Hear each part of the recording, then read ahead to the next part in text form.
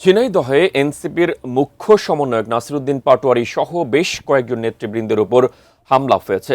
দুপুরে ঝিনাইদহের কালেক্টরেট জামে মসজিদে জুমার নামাজ শেষে ফেরার পথে তার উপর হামলা চালায় দুর্বৃত্তরা। এতে পুলিশ সদস্য সহ অন্তত আহত হয়েছেন ৫ জন। ঝিনাইদহ সদর থানায় আছেন প্রতিনিধি ইমন হাসান। বিস্তারিত জানতে সরাসরি যুক্ত হচ্ছি তার সঙ্গে। ইমন, ঠিক কি ঘটেছিল আমাদের বিস্তারিত জানাবেন।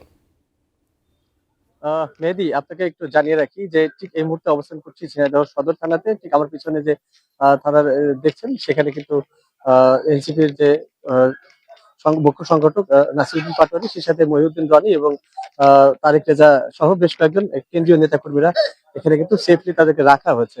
তো যে ঘটনাটা ঘটেছে, আমি সেই ঘটনাটা আপনাকে যদি একটু বলি যে আজকে তাদের কিন্তু এনসিপির একটি কমিটির মিটিং ছিল বিকাল 4টার সময় একটি বেসরকারি রেস্তোরাঁতে।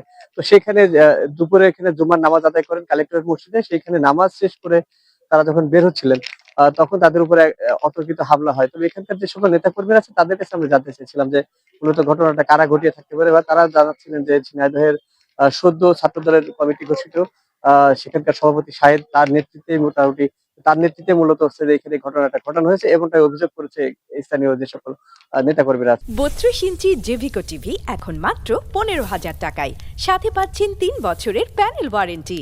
এর পরবর্তীতে আমরা নাসিরুদ্দিন পাটোয়ারির সাথে কথা বলেছিলাম। তিনি কিন্তু আমাদেরকে জানিয়েছেন যে এই ঘটনায় তিনি বাদী হয়ে ঝিনাইদহ সদর থানাতে মামলা করবেন বলে তিনি কিন্তু এখানে এখনো পর্যন্ত অবস্থান করছেন। তো বিকালে 4টার সময় যে তার মিটিংটা ছিল সেটা আপাতত স্থগিত করা হয়েছে পরিবেশ অশান্ত থাকার কারণে। আমরা দেখেছি ঝিনাইদহ সদর থানার বাইরে কিন্তু জেলা ছাত্র দলের পক্ষ থেকে একটা মিছিল বের করার জন্য প্রস্তুতি নেওয়া হচ্ছে।